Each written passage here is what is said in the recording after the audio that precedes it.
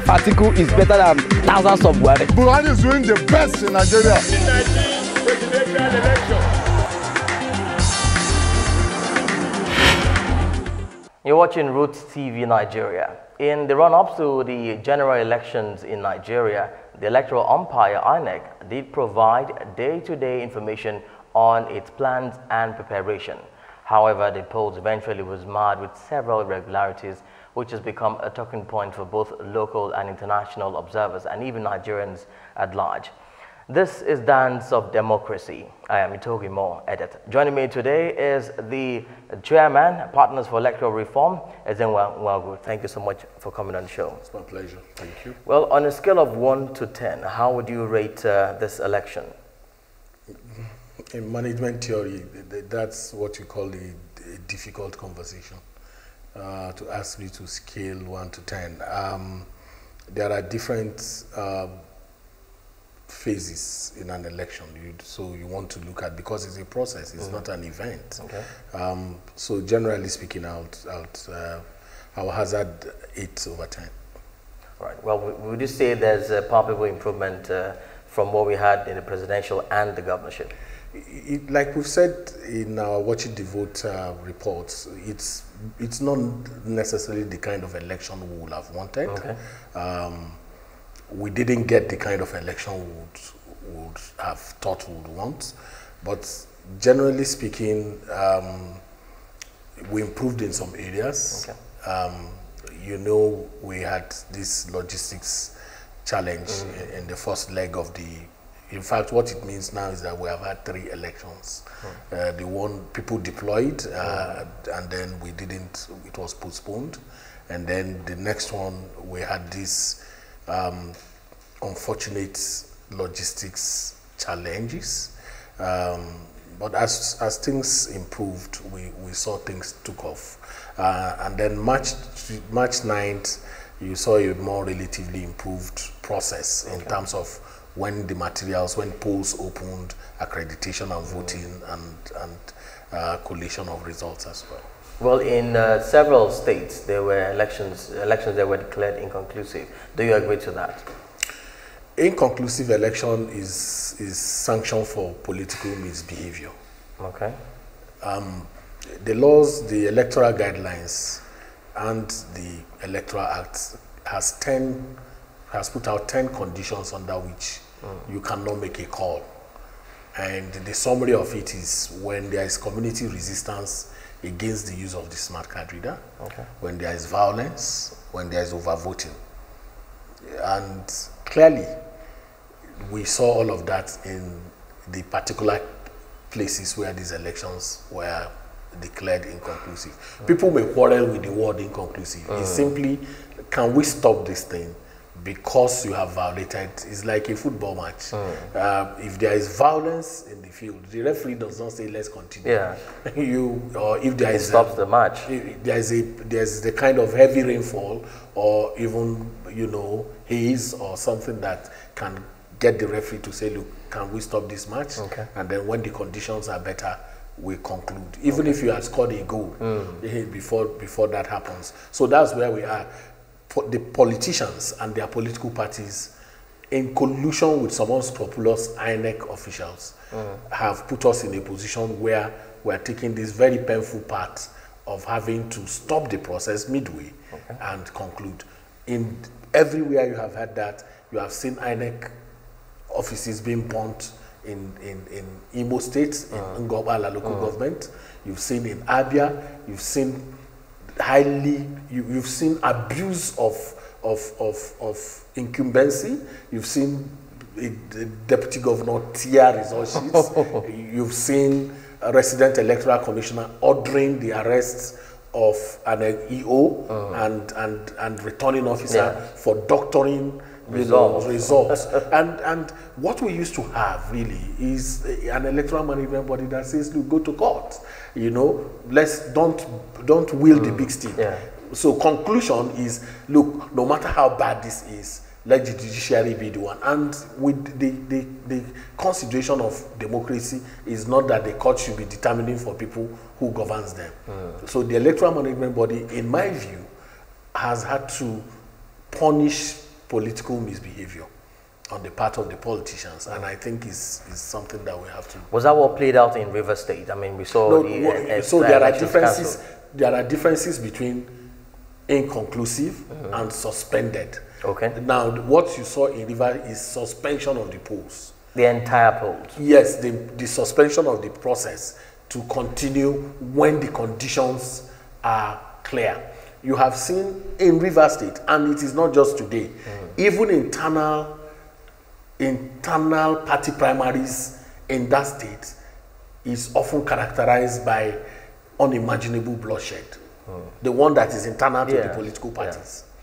Then you have hardly had an election in that state that has gone on without a stoppage at any particular point in time. From 20, you have had Sergeant Awuse orderly. There was it came to a halt and it had to continue because of the bloodletting and the usurpation of the role of security agents. In River State, every dominant power within has a military fatigue producing garment factory where they produce military fatigues and give out to non-state actors to carry on as if they are security agents. The military has denied that it is not their men, but the real question is then, if these are fake soldiers, what are the real soldiers doing? But that made up part of what observers like you, put out in the report. We saw EU, Commonwealth, the rest of them, all talked about the fact that there were extreme deployment of security personnel, military personnel. Was that the case in Rivers? Now, I don't like the word of extreme.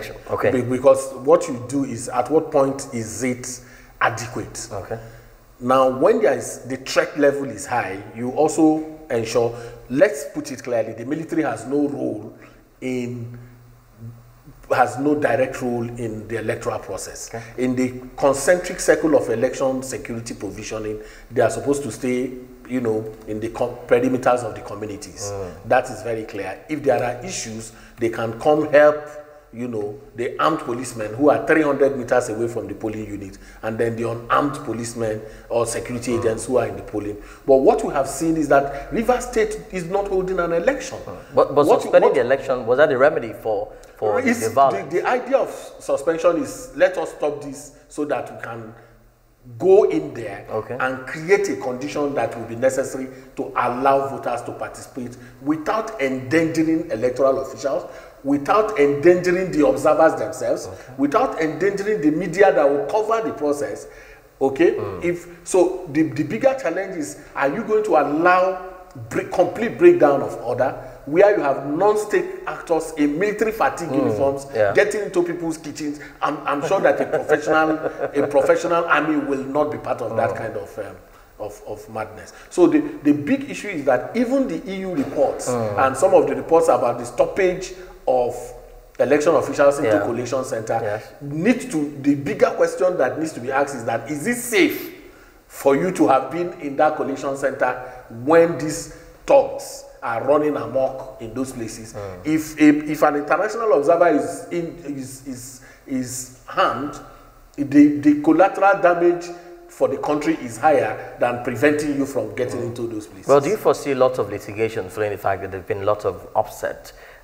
Most candidates who have lost and not buying into the result. No, you see, I think that the political class are really disingenuous in dealing with these issues. The issue of litigation is not even whether they are incurable optimists. They always think that something can happen. Not necessarily. If you breach the process and it's clear, there may be abuse of that discretionary power of Inec in making a call or stopping the process. But that is why there is also what you call the election petition tribunal. Meaning has that been founded already? As part of, yes, it's already there as part of our electoral process. The end point of our electoral process is when Inec is done with all this process, there is somebody who oversights judicially to say, did Inec comply? And the big word in that is substantial. Did they substantially comply with the procedure? If the court, in its wisdom, says there has been substantial compliance, that's the end of the matter. If they say, oh, you have not substantially complied, or you gave a wrong return, which you shouldn't have made, that is when they either say, let us go redo this. And what you saw in 2015 that led to the obstacle elections we had were products of, you know, the courts reordering those elections and asking for new ones to happen. So the big question is that it is democratic to go to court. Okay. You can't, the constitution, the bylaws does not allow for self-help.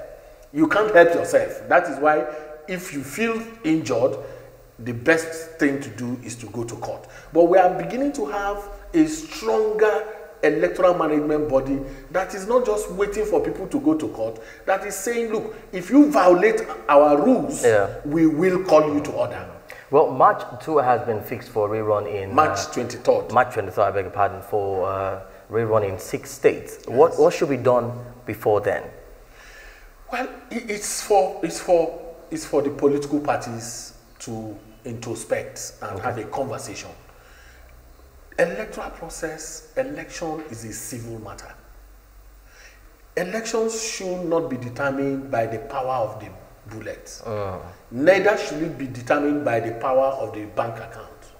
It should be determined by the power of the ballot.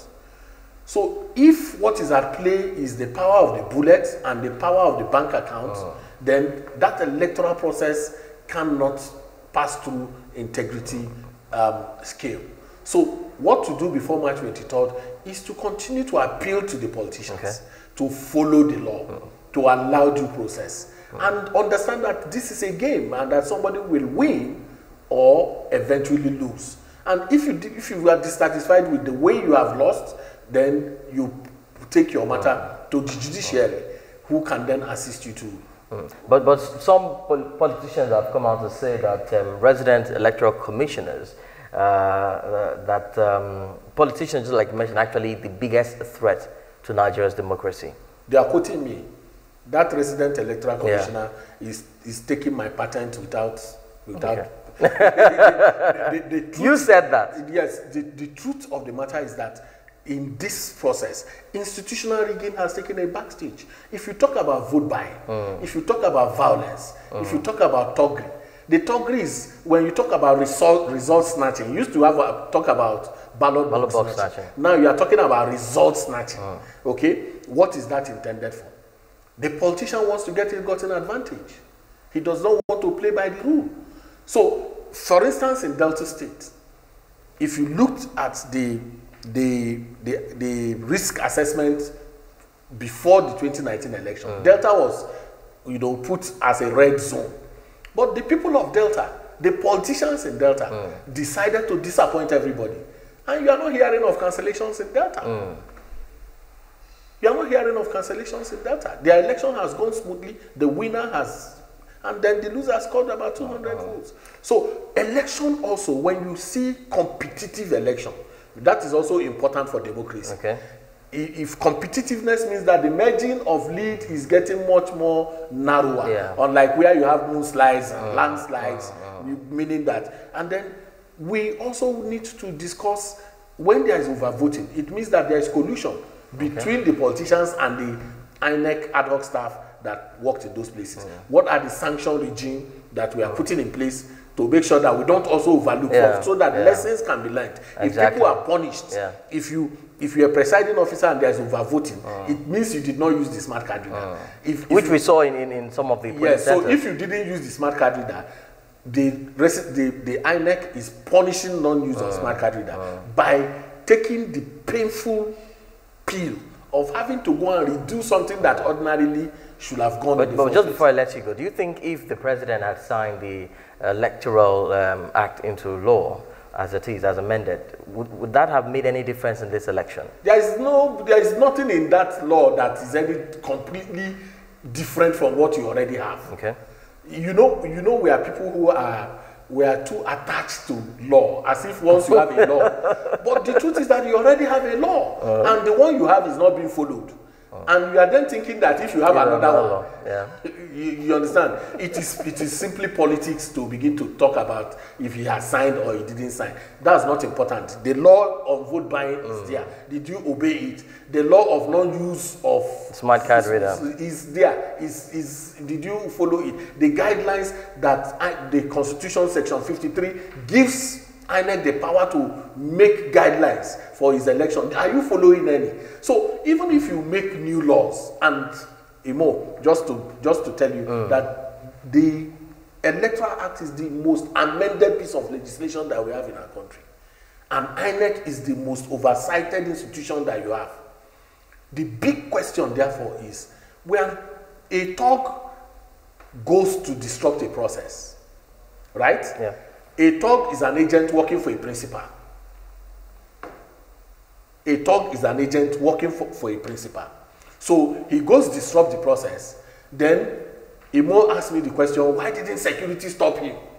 What did INEC do? But he's not asking me any question about the principal, who is sitting cool and seeing that his agent is operating and causing havoc everywhere, until we direct the same energy that we used in improving processes within INEC on the political class, their political parties, and their internal workings. We are not going to get the kind of result that we're looking for. Indeed. Thank you very much. My guest has been the chairman of Partners for Electoral Reform, Ezenwa Nwagu, and you've heard a whole lot. We'll wait to see what happens after the rerun in the 6th state. Thank you so much for being our guest today. That's it on the show. Thank you for watching. I am Itogi Mo Edet. Half article is better than thousands of words. Buhari is doing the best in Nigeria.